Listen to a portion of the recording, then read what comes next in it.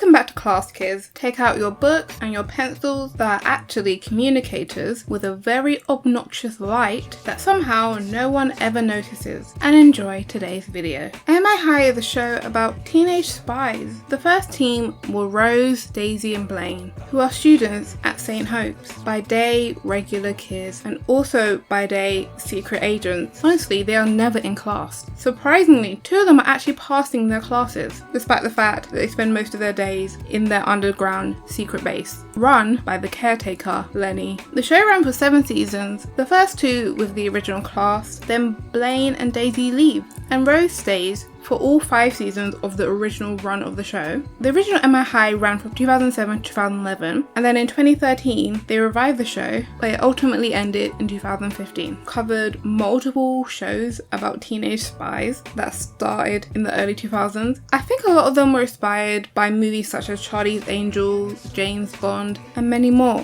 TV Network noticed how insanely popular those films were and decided to make a kid-friendly version, such as Totally Spies, which was clearly heavily influenced by Charlie's Angels. Here we have m.i.high that jumped on the spy hype, and it paid off for 7 seasons, clearly. I watched all 7 seasons of the show, which was a lot, but I'm only going to talk about the most important episodes, starting with the pilot. The first episode is called The Sinister Prime Minister, which shows m.i.high doing their first ever mission. The show starts in a school called St. Hope's. These pencils are light up, telling the spies to go to HQ. No one ever notices the daily flashing of pencils in this show, ever. The 3 students then enter a storage room using a fingerprint sensor. The storeroom apparently has an elevator to a secret base. Here we are introduced to the 3 main spies, Rose, Daisy and Blaine. They meet with Lenny, who is their handler. He tells them what their mission is and gives them gadgets along with some helpful advice. They are then informed that they will be receiving their first actual mission to investigate the Prime Minister, who has just announced a desire to invade Europe and recreate the British Empire. To give the children a chance to investigate the PM, they have organised a visit to their school for an award ceremony. This happens a lot in this show, and no one really questions how this one school, which is considered one of the worst in London, how it always has famous chefs, footballers, boy bands, and so many other important people turn up to this school every other week. Daisy is going undercover as a reporter, and Blaine is put in charge of protecting Daisy while she is undercover, which he is not happy about. The Prime Minister then shows up and announces he will be declaring war after the award ceremony. Fun times. Daisy follows him and finds the Prime Minister sitting completely still like a statue. Daisy takes some of his dandruff and sends it to Rose. Then the Prime Minister jumps up and then it fades to black. Blaine, who was not doing his job of backup properly, then runs around the school looking for Daisy after she stops responding to communications. He bumps into his friend Stuart, who is obsessed with aliens and conspiracy theories, who tells him that he's been getting weird signals on his radio. Blaine then takes the radio after Stuart tells him that the signal started in Westminster and then came to the school, coincidentally at the same time that the Prime Minister did.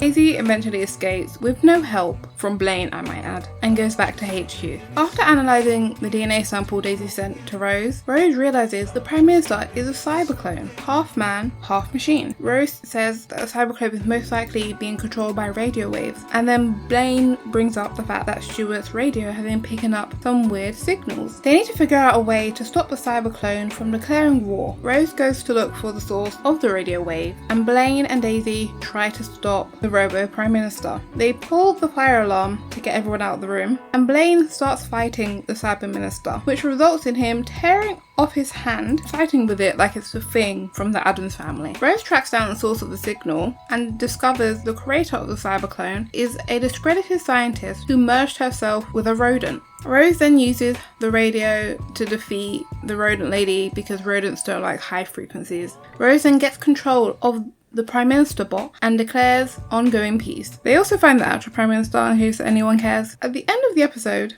it is revealed the handsome professor was hired by Skull, aka the Secret Criminal Underworld League. Yes, they spell criminal with a K. Skull is run by the Grand Master and his trusted second-in-command, General Flopsy. That was a good first episode. It introduced the main 3 and it showed you all of their roles. Rose is a scientific genius, Daisy is a social chameleon, and Blaine is a martial art expert expert. According to the show, if you watch the 2 seasons that he's in, Daisy seems as skilled as him. Blaine just spends a lot of time running. I'd also like to point out some of the characters we see in the show, like the character 50 Pence and his crew, he calls them that, are for some reason dressed as 90s rappers. I don't know why. The show was set in 2007. Now that we have watched the pilot, I'm going to talk about each main character and a particular episode that they starred in to give you a sense of their personality, so you can know why they're also important to the team. Daisy's labeled the social comedian of the trio, meaning she's good at blending in and going undercover to find out information. A lot of the time they refer to her as stupid because she likes makeup and fashion. Misogyny. She gets higher grades than Blaine, but because she's girly, she's labelled as stupid. This episode, she is determined to prove herself in the big freeze.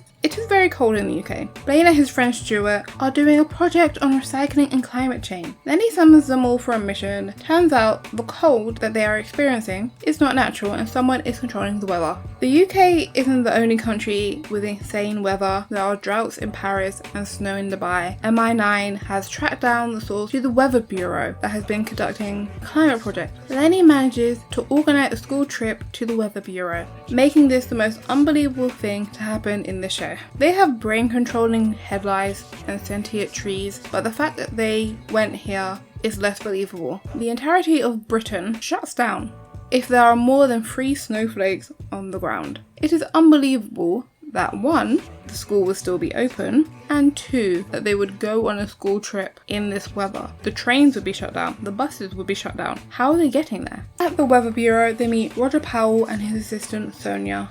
After a conversation, Rose concludes it must be Roger who is causing all the freak weather. They decide to go look around the facilities. After a close call, Rose got info that she was looking for and they head back to HQ. Daisy starts looking up Sonia Frost, the assistant they met at the Weather Bureau, and Daisy discovers she studied physics at Oxford. She starts to suggest she might be involved, but Rose calls it a ridiculous theory because she is a weather girl and they can't be smart. Daisy, tired of being called stupid for her ideas, storms out to prove her theory right. Daisy somehow convinces Sonia to come to the school and give a talk about global warming. And then she starts buttering her up by telling her people should stop underestimating her because she's a good-looking woman, when she's a certified meteorologist.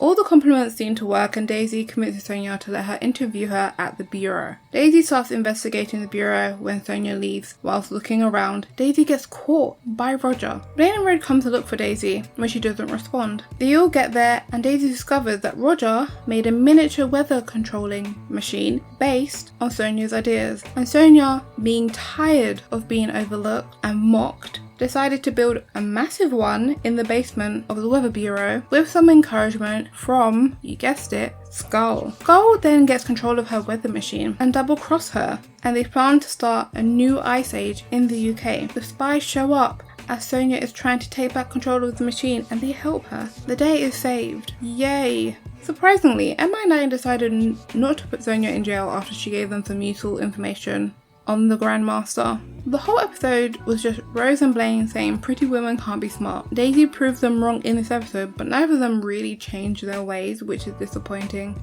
But this episode was a real confidence booster for Daisy and her abilities to be a spy. Blaine is a martial arts expert in the team. He is meant to be the muscle of the 3. In this episode, he is slightly more likable than he typically is. This is Nerd Alert. The episode starts with the spies in their school computer room, which apparently only has 2 working computers. Like normally, their pencils start flashing and no one notices at all. They all go to headquarters and Lenny has informed them that there's a hacker called the Worm that keeps hacking the space station that is meant to launch a satellite that is meant to protect the UK from missiles. Lenny informs them they have mere hours to find the Worm and stop him. Blaine tells Lenny he has to leave early, but Lenny tells him that the mission should be his top priority. The school is in desperate need of new computers, so they sign up for a math competition to get some. Miss Templeman knows Rose could figure out the math problem for sure, and she spends the entire episode trying to get Rose to solve it.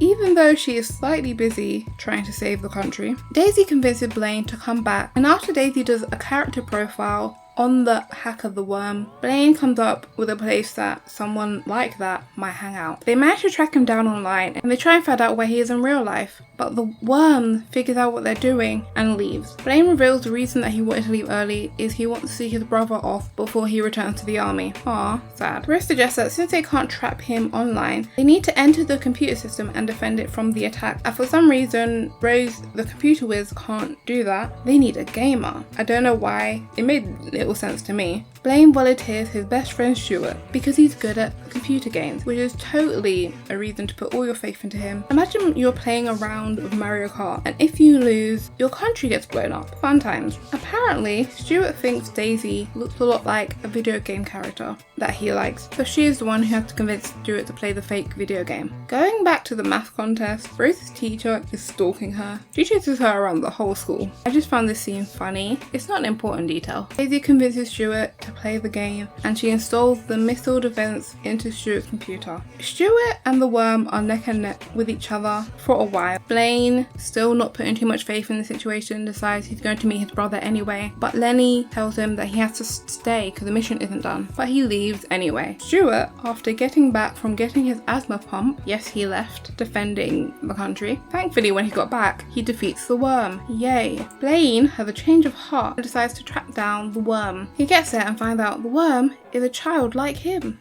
And after a very intense inflatable missile battle, Blaine detains him. But I did want to inform you, Rose did win the maths competition and they got their new computers, which were all immediately stolen. Due to the fact that Britain is no longer going to war because they got the satellite into space in time, Blaine's brother stays home anyway. This episode shows Blaine putting the team before himself, making him a good team player. I don't have a lot of nice things to say about the character of Blaine. He is constantly mean to Stuart, who's meant to be his best friend. He's also meant to be the muscle of the group, but Daisy does just about the same amount of running and fighting as him. In every other team, they all have very distinct roles. They always have the brainy one who's good at undercover work, and the one who's very physically active. But Blaine's martial arts skills are rarely used. He normally does nothing more extreme than what Daisy could do. I did not miss the character when he left. Rose is a scientific genius of the group. Her skills are computer genius. She has a vast amount of knowledge of biology, chemistry, physics, archaeology, space, and many more areas. In this episode, it shows Rose is more than just her brain, and sometimes she gets stressed. If she puts her mind on it, she can overcome her own fears. This episode is Eyes on the Stars, which starts with Rose being dropped off at school by her dad, and her dad is talking about how she will be performing in the school musical gala. This scene also shows that she has a sister, apparently. I don't think they ever mentioned her other than her sitting in this seat. We never see her again. Majority of the spies in the show are only children, and the ones that do have siblings, it's because of plot. Apparently Rose just has a normal sister living it up at her normal school where she doesn't fight crime. Rose clearly doesn't want to perform today, which is then made worse when Daisy and Blaine see her carrying her instrument.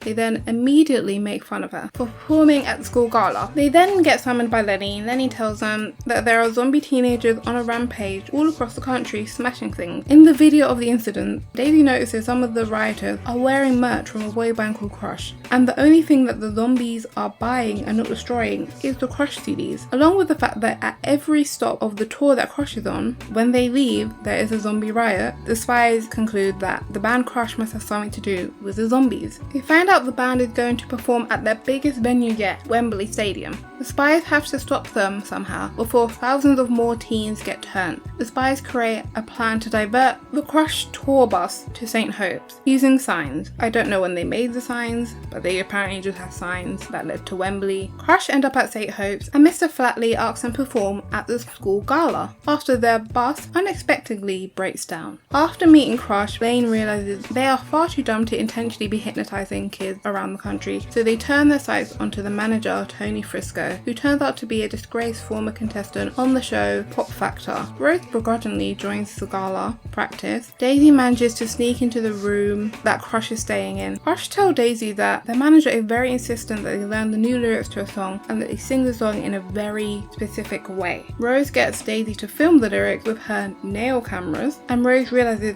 the lyrics contain a subliminal message. Blaine ends up fighting Tony Frisco in the music room. Crush ends up escaping the room that Daisy locked them in, and they go and perform, hypnotizing everyone at St. Hope's and turning them into zombies. Rose figures out a way to reverse the hypnosis, but she will have to perform it with Crush. She gets over her fear of performing for the school and reverses the hypnotism. Daisy and Blaine actually compliment her. These three are normally always arguing, so that was surprising. Rose proved to herself that she has other talents, and she got over her stage fright. Good for her, and she gained some confidence as a spy. All the episodes I just mentioned were from the first 2 seasons of the show. As I previously mentioned, after season 2, Daisy and Blaine left, and we got some new agents at St. Hope. They didn't even get a farewell episode. They are just gone in season 3. Apparently, they left to go train new agents at a unit alpha, and it's not just Daisy and Blaine who left. Lenny's gone too. At least the other two got an actual explanation as to where they went in the first episode of season 3. They don't even mention Lenny. Rose was abandoned. Not only did they get rid of most of the m.i.high team members, they also got rid of all the other key characters from the last 2 seasons. 50 Pence, Stuart, Zara, Letitia, who, now that I think about it, would she randomly join season 2, replacing the character Kaylee, who left in season 1. Miss Templeman left too. You would have thought Rose was the one who moved schools, considering they replaced every other key character in the show. But they show Mr. Flatley as being the head teacher still, so it's still the same school. I'm so confused why they didn't just say Rose moved school. That would have made way more sense instead of every key character just disappeared. Like, I get they could be in different classes, but you still see people in different classes in the corridor, especially students as loud and disruptive are the ones that they got rid of, and we just never see them again. I guess they really just wanted to keep Mr. Flatley, so they didn't say she moved school. The first episode with this new team is called Art Attack. The episode starts at St. Hope's as normal. Rose is aware she's getting new teammates, but has no idea who they are. A bunch of people make dramatic entrances, like Scoop Doggy, the show's temp to replace the character of 50 Pence. We have Carrie Stewart, who is the sports obsessed one, Davina Berry, a fashionista, Donovan Butler, who in season 3 is practically Davina's twin, and they are inseparable. In season 4, he randomly turns into a tracksuit wearing football fanatic. They have Oscar, who likes sandwiches, and they have Avril Franklin, who is an alternative dressing environmentalist. They also have a new handler called Frank London, who summons them. Rose then meets her 2 new teammates, Carrie and Oscar. For some reason, Rose looks shocked by the M.i.high lift, like she has not been using it for the past year. They do their intros. Oscar is a specialist in surveillance that speaks 14 languages and is also an expert in deep cover. Carrie is a top gymnast who's also an expert in judo and karate. Their first mission is to stop the person covering all the famous landmarks across the world. The obvious suspect is this person called Cranky, due to the fact that his name has been signed on each of the vandalism. One of the reasons this mission is so important is that the world leaders are going to have a meeting hosted by the UK to decide to combine forces to stop Skull. But due to the fact that Cranky is a UK citizen, they are blaming the UK government for all the monuments being graffitied. This is also the first episode with Mrs. King, the new deputy head, who suggests that they change the entire school curriculum. Flatley says no, so they make a bet that if they do not get first place in some art competition, she gets to control what the students learn. Almost immediately, the team start disagreeing with each other. Rose thinks that the culprit is clearly Cranky, and Oscar thinks it's someone who pretended to be Cranky. Rose said she's right because she has been a spy for longer. To settle the dispute, Carrie suggests that they flush out the real Cranky. Oscar tells them that Cranky famously regrets selling one of his first viral artworks, and if they put it on display, he won't be able to resist coming to see it. Surprisingly, this actually works, and they capture him by poisoning him with seafood and then knocking him down with a hat. The spies then start interrogating him, and after they tell him his name will be tarnished because everyone will think that he is not only graffitiing the landmarks but also destroying them, as the spies find out that the paint is corrosive, causing parts of the monuments to fall off. Cranky agrees to help them so that they can save his reputation. They have 20 minutes left before the conference, so they direct the world leaders to St. Hope to keep the rest of the school away from the world leaders. They get Cranky to judge the school art competition. Rose figures out the next that is going to be vandalized is going to be the Egypt pyramids. Carrie goes to stop the vandal and finds the man that she met at the art show earlier there in the pyramid. Turns out he is mad because he doesn't like modern art and Skull is paying him to destroy all the monuments. Carrie wiped the floor with him and has footage of him admitting it so that they can clear Cranky's name. All the countries agree to sign the anti-Skull treaty and the day is saved. This is a good first episode for the new team. It shows Oscar going undercover multiple times. It shows Carrie fighting ability, which is far better than Blaine's in my opinion. It also shows Rose, who has basically just got abandoned by her team, learning to trust her new team. I am going to look at episodes dedicated to the two new members of the team, as well as Frank. This episode is called Agent X. The episode starts with Oscar refusing to take a picture for Avril, but she does it anyway and Oscar freaks out. You might be thinking, why is it such a big deal? Well, turns out Oscar is in the m.i.high version of Witness Protection Program for the past 2 years. He's meant to be hidden, so no pictures. m.i.high figure out that Oscar has been exposed, and even though Rose removed the image from the internet, Skull still found it before she had the chance, and they have sent the infamous and mysterious Agent X to find Oscar. The team decide that they need to find Agent X before they find out Oscar's new identity, and he has to leave. They decide to go looking at Oscar's old house first. The house has been sealed off for 2 years. They start looking around the house and get attacked by an exoskeleton. They defeat it, but it turns out that is not Agent X. In fact, Agent X is closer to finding Oscar's new identity, as they see in a message.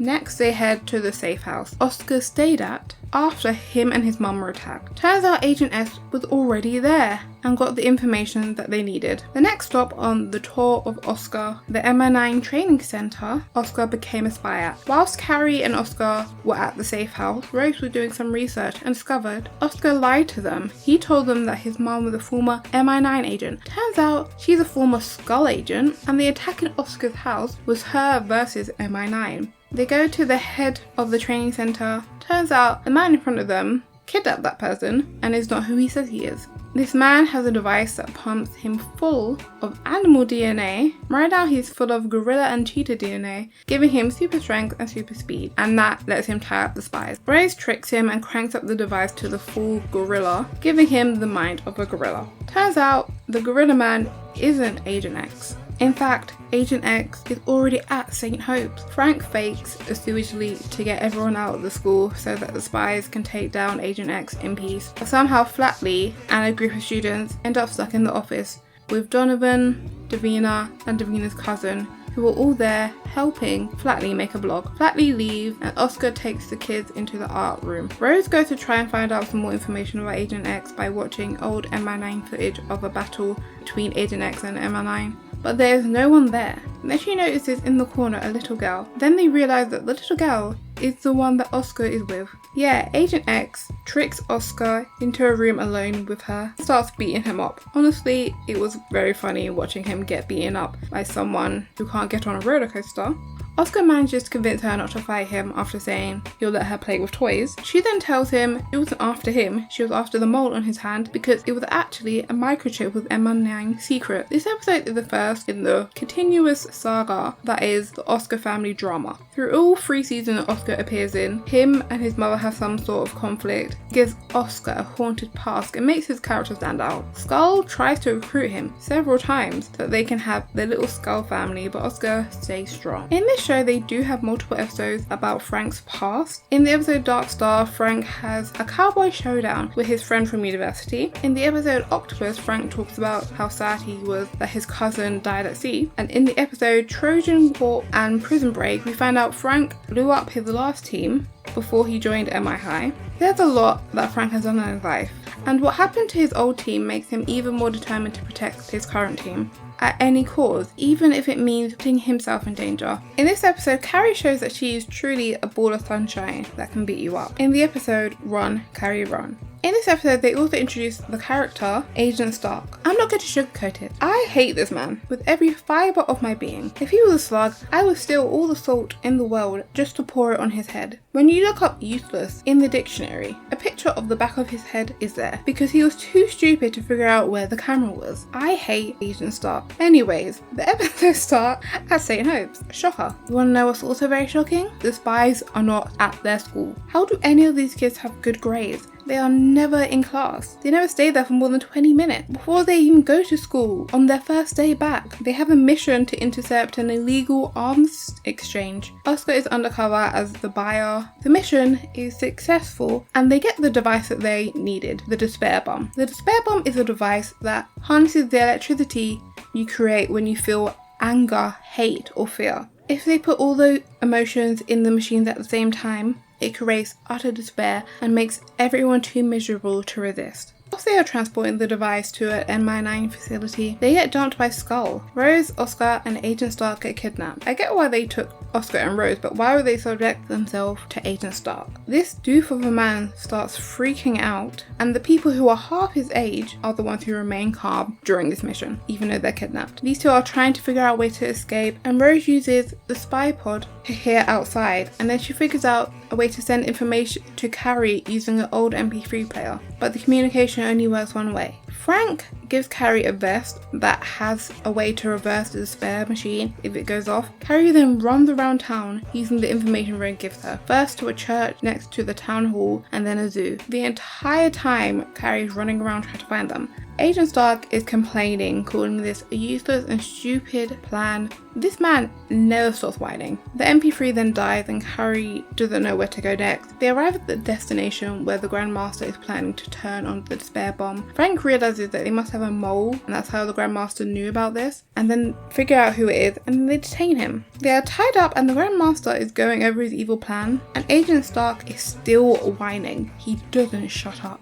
After detaining the mole, he takes the Skull communicator and figures out where the Grandmaster is, and sends the information to Carrie. And just like the title of this episode, Run, Carrie, Run, she did. She ran and ran for miles. She dodged enemy spies, jumping from buildings like a low to the ground Spider-Man, never losing hope, determined to save her friends. Unfortunately, she is too late. The Grandmaster sets off the despair bomb. Carrie starts losing hope now that the machine has been switched on, so she calls Frank and he tells her to open the vest that he gave her. There is the key to reversing it, but all that's in the bag is a mirror, which confuses Carrie. Frank tells her that she is the key, with all her hope and optimism. Carrie, feeling the effects of the despair bomb, doubts herself, but thanks to Frank's vote of confidence, Carrie plugs herself into the machine and it works, and she restores hope to everyone. Carrie is injured by the machine and her heart stops, but it starts again. Yay! After all of this, Agent Stark threatened Oscar and Rose not to tell anyone that he completely fell apart. This is him the entire way through the show. He does not get better. I still can't believe they saved the day using the power of hope. I feel like I'm watching an anime here. Throughout the show, Carrie is shown to suffer from panic attack, and often they are brought on by the moronic words coming out of Agent Stark's mouth. Even though she is struggling, at the end of the day, Carrie always comes through for her team, as shown in this episode. I thought I was going to take a long time to warm up to Carrie and Oscar because I'm not keen on sudden change, but I actually like these two better than I liked Daisy and Blaine. Rose, Oscar, and Carrie all seem to like each other as friends outside of the spy stuff. Yes, they disagree sometimes, but they work together better overall. Daisy and Blaine never wanted to be seen with Rose outside of missions because of their reputation. I still do find it weird that they didn't get a farewell episode though. They were just briefly mentioned and then gone. I want to talk about two characters in particular that I briefly mentioned, Mrs. King and Chief Agent Stark. Mrs. King is one of my favourite additions in season 3. Her character is replacing Miss Templeman as deputy head. She is strict, driven and obsessed with transforming St. Hope into the perfect school, making her the complete opposite of Mr. Flatley, who is just an imbecile. Then we have Chief Agent Stark, who is completely incompetent at his job as well as a coward when there's any form of danger,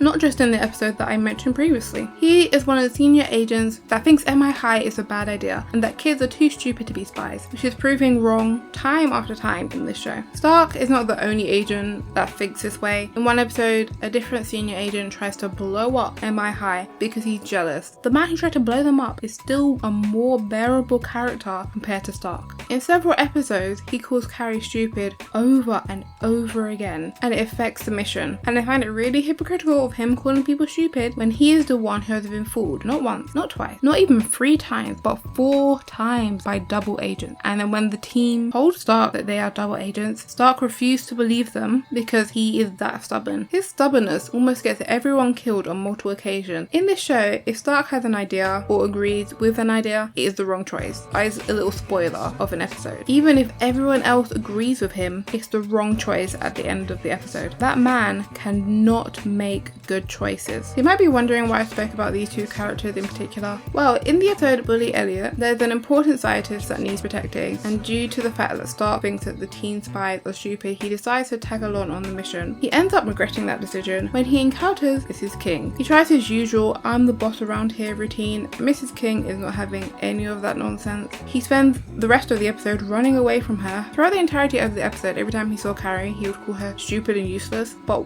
the last time he does it and Mrs. King overhears him. She shouts at that man and forces him to apologize to Carrie, and then makes him clean up the assembly hall, making Mrs. King my favorite character. In the final episode of season 5, we say goodbye to Rose, Carrie and Oscar, who are promoted to full-time agents, meaning they leave St. Hope, and Frank, because he stays behind. At least this time we got an actual goodbye, unlike with Daisy and Blaine. This was the initial end of m.i.high, but it ended up coming back a year and a half later at a new school. Frank is still the caretaker, and remember how earlier I said the reason that Blaine and Daisy moved school instead of Rose was that it would have made sense if Rose and Flatley moved to the same school? Well, somehow Flatley is still the head teacher in the new seasons. This is a completely different school. Flatley is the only character who is in all 7 seasons of this show. King does come back in season 7 for some reason. I'm not complaining. The Fall of Skull is the first episode with the final team. The episode starts with them all being recruited. Here we see Dan stopping a mugging, Tom hacking into what looks like the Mars rover, and Nisha using multiple disguises to try and meet Beyonce. They all get detained and asked to join MI9 due to their unique sets of skills. They all clearly say yes. Their handler is still Frank. The spies all go to a school called Bleakwood Academy. They meet their deputy head, Mr. McNabb, who was clearly their attempt to replace Miss King as the strict teacher. He is not on her level, but he'll do for now. They all come out to meet their new head teacher, Mr. Flatley, who has left St. Hope to come to Bleakwood Academy. Somewhere else in the UK, someone is attacking all the Skull headquarters, and the Grand Master and General Flopsy are running around trying to figure out what is happening. The team gets summoned for their first mission. Due to the attacks on the Skull, they are moving all their important devices, and they find out from a captured Skull agent that they are going to be moving the ultimate weapon, P95. Their job is to set up a roadblock so that they can find the weapon and retrieve it from Skull before they do any evil with it. The way they create the roadblock is by having Anisha as a road inspector, and then she talks to the drivers. Dan sneaks up to the back and plants a bomb on the tire. They detain the drivers and open the van to find the ultimate weapon is in fact a 15-year-old girl. They hook her up to a lie detector and they start asking her questions. She tells them that she has no name, no family, and Skull has spent her whole life teaching her to be the ultimate Skull agent. Whilst being questioned, the Grand Master calls her. They try and use her to trace the call, but it doesn't work. m.i.high is then put in charge of watching the girl. They enroll her in the school under the guise of being Frank's niece, and they say that her school just burnt down, so she's moving to Bleakwood Academy. Since they can't call the girl V95ZOE6, they realise that ZOE is there, so they call her Zoe. Tom figures out a way to use Zoe's one-way communicator that she has to track Skull. They manage to hack into Skull and find out the Grandmaster is planning to escape. The teams go to the rooftop where the Grandmaster is planning to escape, leaving Zoe in the base because they don't trust her. She follows them to the roof because she wants to help. She read this book that Anisha gave her about 4 friends that solve mysteries, and that inspires her to be a good person. They attack the Grandmaster and his henchmen. They defeat the henchmen, but the Grandmaster gets away. They manage to hack into his escape jet and crash it. They go where they crashed and they find Flopsy and the Grandmaster in the plane wreckage. They see a group of henchmen running towards who they assume is Skull agents at first, but they're not wearing Skull uniforms. So they conclude they must work for someone else who wants the Grandmaster. Zoe backflips and beats up all the mystery agents and they flee, and m.i.high catches captures the Grandmaster and Flopsy. The Grandmaster tries to shoot Agent Knight, but Zoe jumps in front of her. Luckily, the book from earlier saved her. They have finally caught the Grandmaster after 5 seasons. Due to Zoe's selfless actions, she gets to join the m.i.high team. Oh, and Mr. Flatley decides to change the name of the school from Bleakwood Academy to St. Hearts. I'd be so mad if I was one of the old m.i.high teams, especially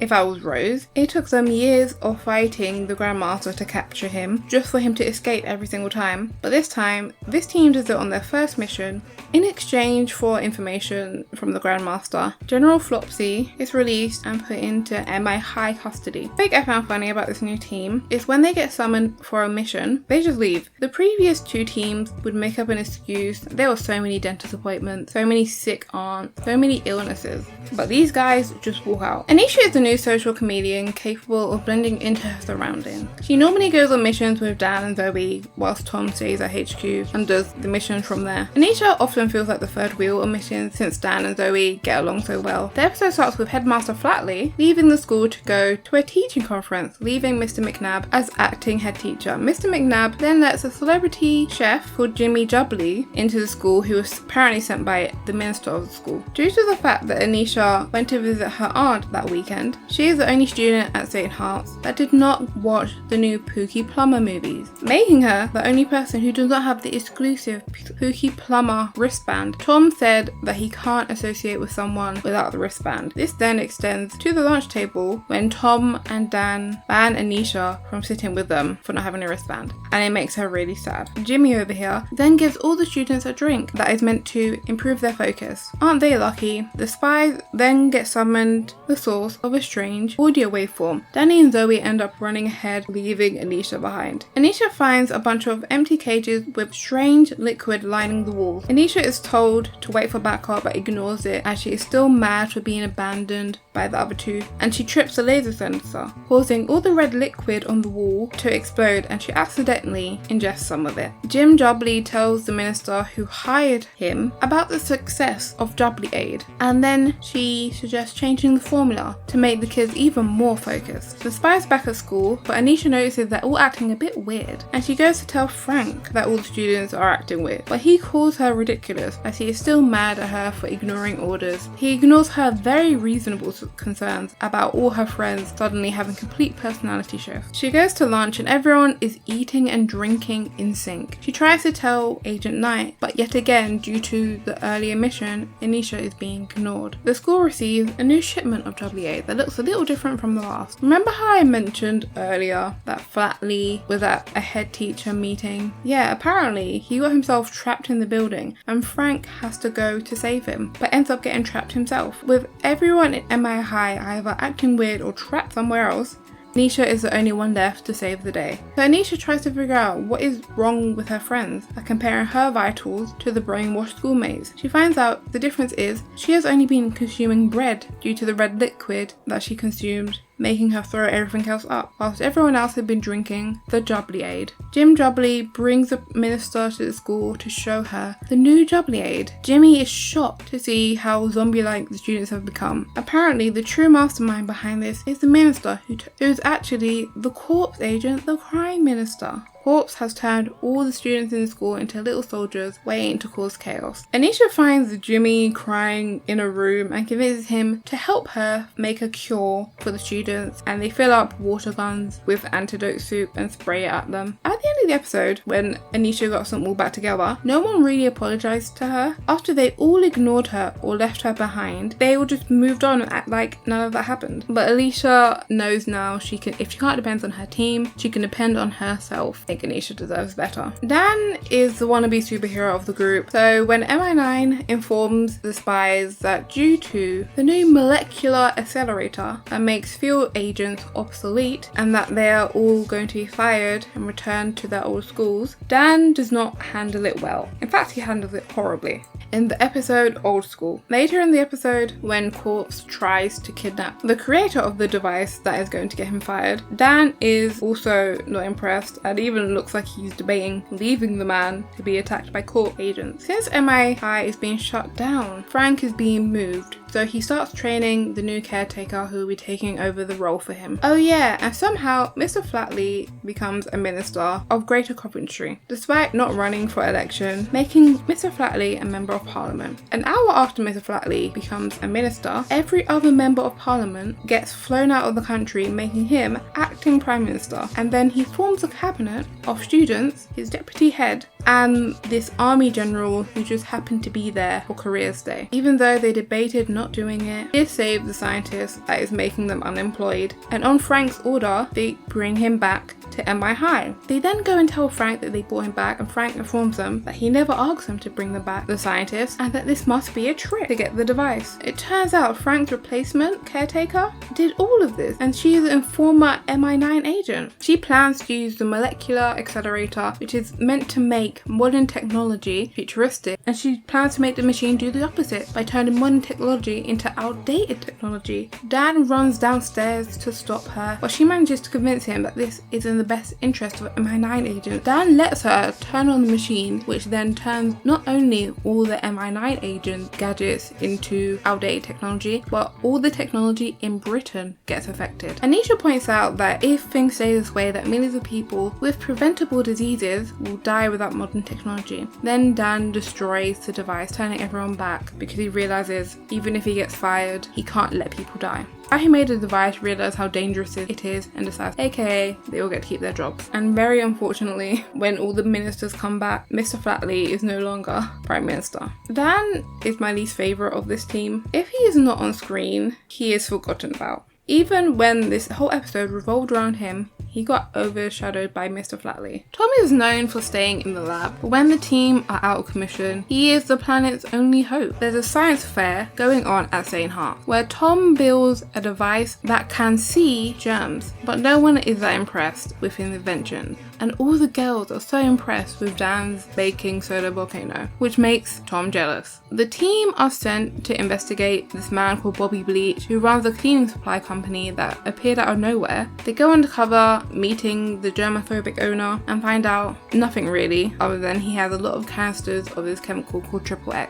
Tom points out that it's dangerous how powerful Bobby Bleach's products are, as it eradicates all bacteria, good and bad. But Frank ignores him. Corps end up hiring Bobby Bleach to create a new breed of bacteria. Meanwhile, Dan won the science contest with his volcano, and Tom storms out. Coincidentally, as he does this, Bobby Bleach releases a new germ, turning everyone at St. Heart into monkeys. For some reason, Tom brings them all down to the base. They start destroying everything because they're monkeys. Tom decides he's going to venture outside to save the world. Unsurprisingly, Corpse betrays Bobby and forces him to create a germ that holds the world hostage. Tom hacks into the security system. He uses his loser science project to follow footprints that the crime minister left earlier when she decided to walk around barefooted for some reason. He gets to where Bobby is hiding and freezes his henchmen. Tom manages to convince Bobby to stop his evil plan, but it's too late. The new germ has developed a mind of its own, and it releases itself, sending everyone outside into a permanent slumber. Tom uses a mixture of Bobby Bleach's antibacterial spray along with heat to kill the germ, and saves everyone, proving that he's just as good in field if he tries. A lesson the team seemingly forgets in the episode Dark Wizard returns when they use the exact same plot of Tom feeling inadequate as an agent just because he's not a field agent, and everyone treats him as lesser. In the episode Inheritance, Zoe finds out after testing out Tom's new DNA tracker that shows where someone with your DNA is, that she apparently has a twin called Chloe. She's all excited to meet her twin. It turns out she's evil and that she kidnaps this prince that the spies are meant to be protecting. And at the end of the episode, Frank realizes Zoe has 80 other sisters, and he wonders how it's possible that she could have 8 other people with the exact same DNA. Twins is one thing, 80 is a lot. They find out how in the next episode. Turns out Zoe and Chloe are clones created by Corpse, designed to be the host bodies for the mastermind, the leader of Corpse, but it doesn't work and Zoe escapes. At the end of season 6, Zoe leaves to go find all her other siblings around the world. We don't see her again. One thing I didn't get about this, but why are they all scattered around the world? Corpse and Skull and all the other evil organizations in the show are all based in the UK. So why are they on different continents spread around the world? But how is the mastermind meant to use the body of someone who's in a different hemisphere? Yeah, you know how I mentioned there are a bunch of clones of Zoe running around? This is Kerry. She ends up replacing Zoe on the team, but due to the fact that Kerry spent less time in evil spy training camp, instead she was adopted by a normal family, so she has less skills than Zoe, who spent her entire life training to be an evil spy. A lot of the time she feels inadequate compared to the rest of the spies on her team. But due to the fact that she was a clone bred for becoming the body of an evil person, she has the ability to learn like fighting techniques of her enemies very quickly, as shown in the episode The Shadow Games, where she gets kidnapped accidentally and then gets put in a Hunger Games style thing where she's fighting a bunch of assassins, and then she's fighting styles, and then she uses that fighting style to the next person that she defeats. All the clones we see in the show are great, other than Chloe, who, you know, kidnapped a prince. Everyone makes mistakes though. When they told Kerry she was a clone created to be the body of the most evil man in the world, her first question was, do I have superpowers? And I love that. We love Kerry. A lot happens in the last 5 episodes of M.i.high, and I'm going to sum it all up. 1. Stella Knight, the leader of MI9, gets arrested because she and other high-ranking officials are believed to be using MI9 to do illegal activities. 2. This guy called Hamish gets put in charge. 3. After the Prime Minister almost gives state secrets to a robot, the m.i.high team get fired and start working for themselves. And 4. They find out 2 things. Hamish works for Corpse, and the Deputy Prime Minister is actually the Corpse agent, the Crime Minister. I don't know how they didn't guess that. And she has just discovered Kerry, or K3R1, is the perfect host for the dying mind of the mastermind instead of Zoe, who we thought it was before. The final ever episode of M.i.high is called The Last Stand. The former M.i.high team is hiding out in a safe house. I wonder what they told their families, especially Anisha, who's surprised her aunt is the recently returned Miss King. Anyway, the Prime Minister is about to retire and hand over power to the Crime Minister. They try and announce that the Crime Minister is posing as the Deputy Prime Minister, but it fails, and the Crime Minister threatens them on national TV, but subtly. Frank tells them about a device called the Heart that controls Corp's entire network, and if they can get to it, they can end Corp. They decide to get back into m.i.high HQ using the secret underground base that they discovered earlier in the season, which was built around World War II. Turns out Tom designed a microchip to go inside Kerry in case she ever got captured. That microchip contains an antivirus, so if Corp tried to transfer the mastermind's brain into Kerry, it will stop it. So Tom's plan is to use Kerry as a human Trojan horse so they can use the microchip in Kerry with the GPS to find out where Corp's HQ is so they can get to the Heart, and Kerry agrees. As planned, they take Kerry to Corp's HQ, and then she gets tricked into drinking nanobot water, which is slowly attacking the microchip. That the transfer worked, and Kerry is gone. And now we have the mastermind. Tom and Dan break in to save Kerry. The mastermind starts beating them up, and then Dan tricks him into electrocuting himself. Dan and Tom put her back in the mind swapping machine. Before they turn it on, Kerry's mind suggests, whilst in her current state, that she hacks into the Heart and tells everyone Evelyn Baxter is really the Crime Minister. She shows everyone Evelyn's true identity by hacking into the Crime Minister's face-changing necklace and exposing her in front of all these members of the press. Frank and Stella, back at St. Heart's, help everyone escape, and Kerry gets back into her body just in the nick of time. Hamish, the traitor that he is, gets thrown out of St. Heart's onto the streets by the students and faculty of St. Heart's because he tried to keep them hostage in the building. The spies all get back to St. Heart's, and that is the final episode of M.i.high. The main lesson from this episode is don't take glasses of water from evil scientists. Or it could be don't trust anyone called Hamish.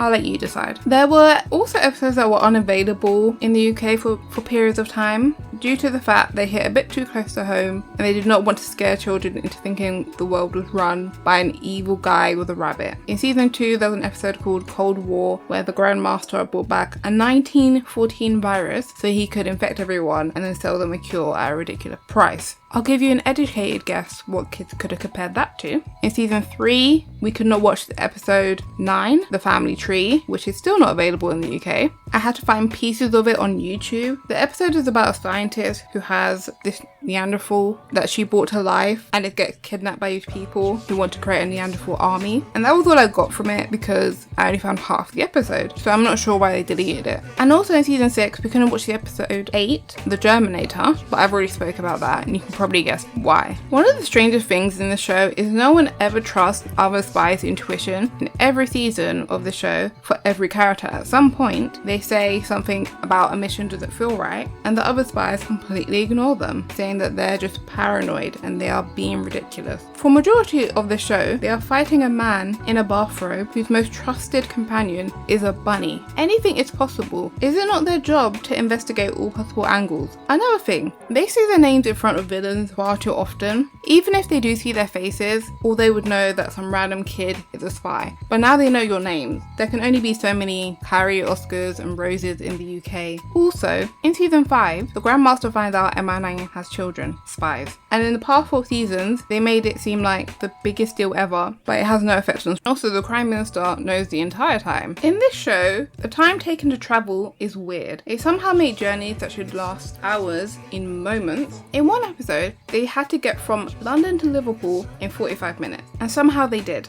I googled it, that journey is 4.5 hours. And no, they do not have some form of special spy transportation. They are running most of the time, further proving time in the show is weird. In the episode Run, Carry, Run, apparently everything in that episode happened in a span of 1 hour. 1 hour, they get the despair bomb gets stolen alongside Oscar, Rose and Stupid Stark. Carrie runs around town looking for them and then saves the day, all in an hour. Are hours different in m.i.high? The character of Flatley is one of the most important roles in the show. I know that now after watching it all. I understand why he was the only character in all 7 seasons. If the spies had a teacher who was more like Mrs. King, they would never be able to sneak around and do all the spy stuff that they do. Also, a responsible head teacher would probably question the high electricity bill caused by the high-tech secret base under the school, but Mr. Flatley would never. Watching the show, I was thinking of suggesting a second reboot. Found out Chris Stanton, the actor for Mr. Flatley, has passed away, so I don't think m.i.high would be the same without him, so no second reboot. My favourite season of the show was season 3 to 5 with Rose, Oscar and Carrie. In my opinion, both the m.i.high team and the students at St. Hope's were really enjoyable to watch. Whereas in the original team, I liked all the St. Hope's kids, like Stuart, 50 Pence